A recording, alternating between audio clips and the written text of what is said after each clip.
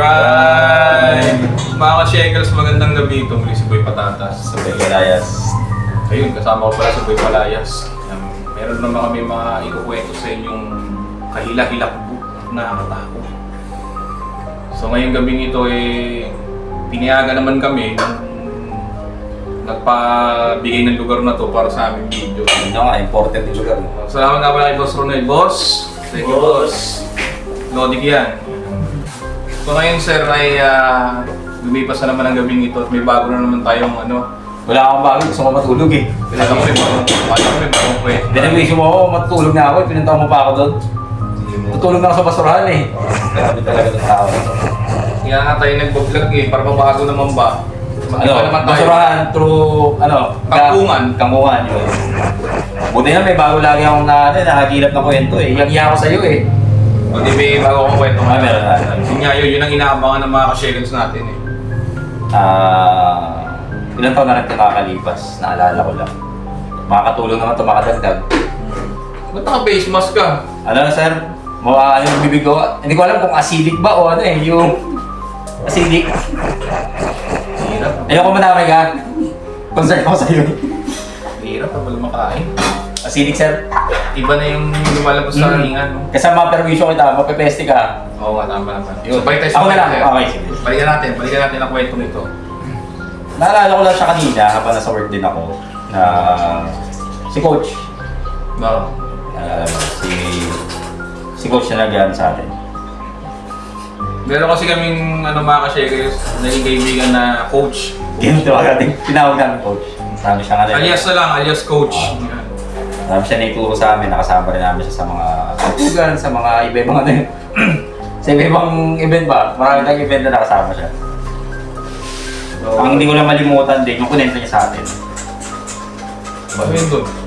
Meron kasi siyang makita mga ka-shekels familiar ba sa White Lady? White lady. Oo, common yun, di ba? Meron din tayong kwentong ganun. Saka common naman yun, sir. Nakikita ng tao. Pero ito kasi kakaiba eh. Yung White Lady na una natin sa mga unang video sir, yung pasahero din yun. Yung pasahero ni Dinky. Yun. Iba din yun. Ito kasi ngayong kwento natin, babae naman siya. Okay. Hindi pa. May white lady pa rin tayo eh. May White Lady ka pa bang... Ay, hindi. Black lady pala. Black Lady naman yun eh. Yung sa sa Parador. Pero ito kasi yung White Lady niya, kakaiba to. Yung lugar, kung familiar ka, lagi naman, yung lugar nating pinag-ano, kila Master. Yung lugar na yun, yun doon. Dito lang yun, somewhere in Cavite. Dito. Doon din sa lugar na yun, kung saan may nagtatawag. Yung may nagtatawag kasi doon sa tinaguray nating nagtatawag. Yung lugar ng mga punuan, may mga puno, doon yung nakita, sir, yung lugar.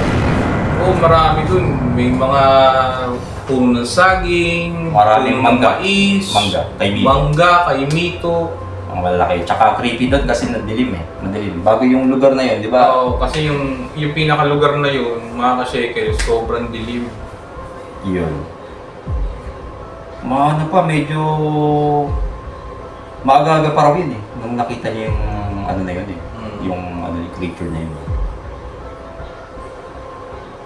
So bali, hindi niya pakilala sila Master. Basta nag-ano lang siya, nadaan-daan lang siya doon. Kasi malapit lang sila doon eh. Na yung sir. Kasi di ba may doon, may kamag-anak siya. Oo, tabi Si Kuya. bahay yun eh. Yung kuya, si kuya doon. Yung kila kuya, tsaka dito kila coach, magkadikit lang na bahay yun eh. Yung marami nagsasabi na may something din sa lugar na yun. Pero siya kasi di ba matapang naman si coach eh. Maraming sinasabing wala siyang katakutan, di ba? Alam naman, paano siya nagdala. Action star yun eh, mala action star. Yun. Paano siya nagdala, paano tayo dinala. Hindi siya natatakot. So bale yun yung naikwento niya sa akin. At sa akin, hindi mo na lang siguro maalala kasi di ba gabi-gabi tayo nandun, nakatambay tayo sa kanila. Ayun, oo. Yun, gabi-gabi po kami doon, may session kami. Tambay, Inuman. minsan may tuhod lang. Minsan tayo movie marathon sa bahay nila. Oo. Maganda tumambay doon kasi may mga pagong, si parang ano. Yeah. May pagong kasi doon mga ka-shakers na alaga. Yung pagong kasi yun doon, mga isda, mga hamster na kumalalabas. In short mga ka-shakers, yung lugar na yun, maraming puno, maraming mga hayop Safe na naman, safe. inaalagaan. Pero maganda doon, malinis, maayos, tahimik.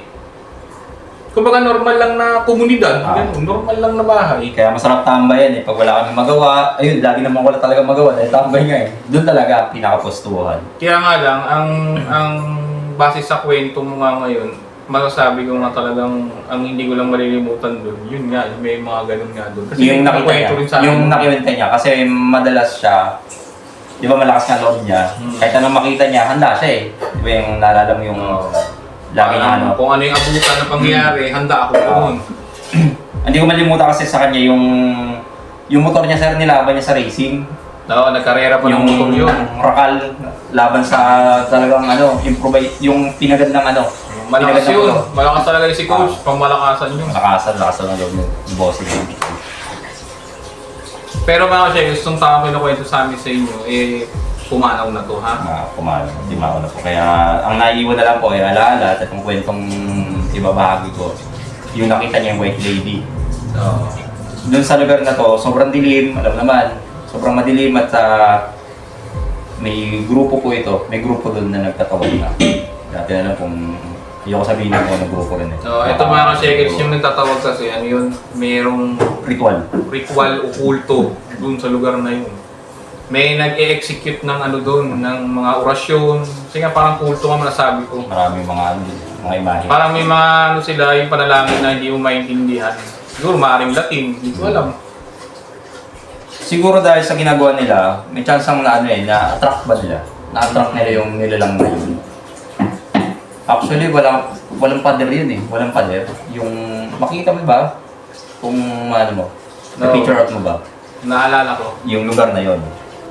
Nung napadaan siya doon, hindi pa masyadong gabi, mga alas 8 lang, around 8 lang eh. Around 8 lang, gamit ang kanyang motor, yung Rakal. Oo. Rakal na walang ano eh, walang kapantayan yung Rakal. Oo, yung Rakal na yun, grabe, ingin ng tunog nun, tapos leather jacket pa siya. Yes, Talagang video. gangster. Action star sir. Action star. Oo, action star talaga, gangster yung si coach. Action star. Isang gabi napadaan siya doon sa lugar na yon. Nakakita siya ng tao. Anyong tao? Ano yun sir, pubis talaga ng tao? Oo, tao talaga. Tao talaga. Hindi mo siya uso. Hindi, papalapit sa kanya eh. Basta sa kwento niya, anong ano niya sa'yo? Talagang figure ng tao? Pag tigil niya doon sa lugar na yon, ang bilis na pangyari. Pag tigil niya doon, may tao nga siya nakita. Ibahin ng tao, yan yung white lady. Napagtanto niya, papalahabang lumalapit sa kanya itong creature na to, walang paa. Doon siya na ano, doon siya Nagtaka. nagising sa uliras din. Siyempre. Na yung papalapit na ano sa kanya, sabi natin white lady nga, is walang paa. Na nakalutang lang habang papalapit Hindi siya nakasahid sa lupa. Wala rin. Ay, mabigat. Ay, marami kasing kwentong ganun sir. Yung nga, nakakita sila ng ganun, tapos wala daw, yung pinakapaa daw ng white lady, hindi sumasayad sa, iba, ito yung Wala lupa, nga. hindi Wala nga. sumasayad. Wala nga maano eh. Kumbaga wala siyang makitang paa talaga doon. Parang pansin ko nga rin, base sa mga ganyan, mga creature na yun. Hindi na siya para mag-effort maglakad eh. Dahil nga siya isa na siya, tont na nga lang or mga multo. Wala na siyang parang physical na katawan eh. Base dun sa nauna kong kwento, ikukunin ko lang. Yung taunt pala sir, yung parang, di ba last video natin, di natin naiintindihan ano yung taunt. Yung taunt pala sir, yung parang inaasar yung isang, ano yun eh, kumbaga, gawa ng demonyo na parang ang layunin niya, asarin ka, takutin ka, Okay, isin ka. takutin Yun, sa yung malapit taunt. na. Yung pala ang taunt.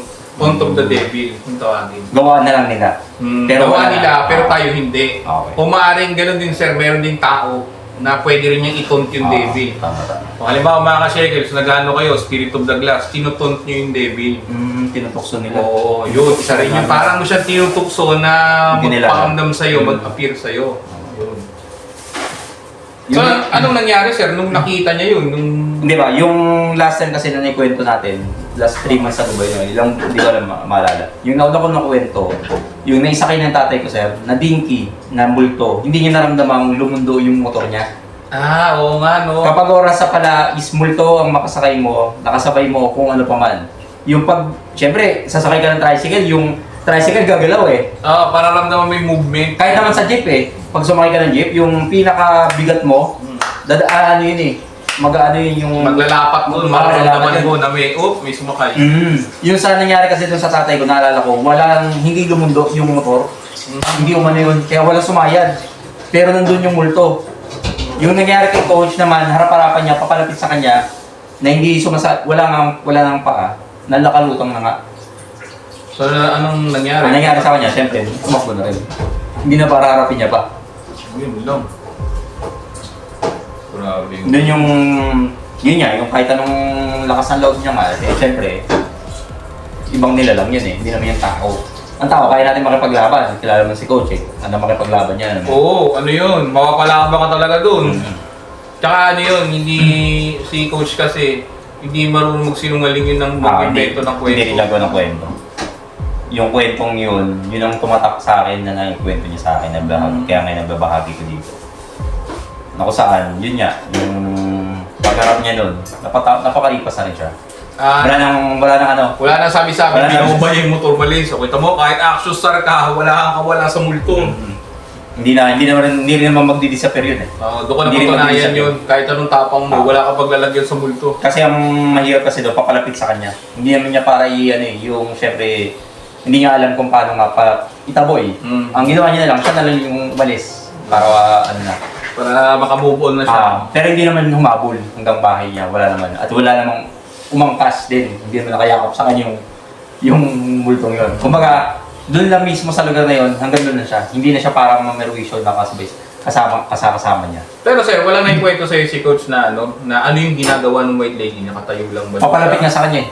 Papalapit sa kanya. Yun ang mabigat. Papalapit sa kanya yung nilalang na yun. Papalapit sa'yo? Oh. Pero hanggang doon lang, doon yung boundary niya. Doon sa mismong bahay, sa lugar na yun, yung magubat na yun. Yeah. Nakakatakot kasi doon mga ka-shakers yung lugar. Dilim talaga. Tsaka creepy. Ano yun, lumang bahay rin dating nun eh. Medyo ano siya. Hindi siya yung bahay ng Spanish o yung ano. Medyo luma, gawa ng may grupo nga eh. May grupo dun. Oo, meron kasi doon ng kulto na tatawag na. Para nagsasamon sila ng hindi ko maintindihan kung ano yun. Siguro dahil yun, effect ng pagsama nila. Grabe pala, nakatakot. Sige sir, salamat sa iyong ngayon, pagbabahagi. Ano problema mo? Oo. Pwede ka na matulog ulit ngayon. Tulog muna ako? Dahil alam mong wala rin na pala eh. Oo. Ikaw, tanungin kitang nanonood, minapala ka? Wala. Ganun no? Wala, lang na pala. Pero alright. So yung mga ka-shaker, salamat po muli sa inyong panonood at pagsubaybay sa channel na to, no? At nakaabot kayo hanggang sa dulo ng video itong wala kayong napapala. Talaga. So salamat sa inyong walang sawang pagsubaybay at huwag niyong kalimutang i-like, share, and subscribe ang aking YouTube channel. Maawa na kayo pangkain. Wala, mga content dyan. So ito si Boy Patatas at isang makapalindig balahibong gabi sa inyong lahat. Bye! Alright!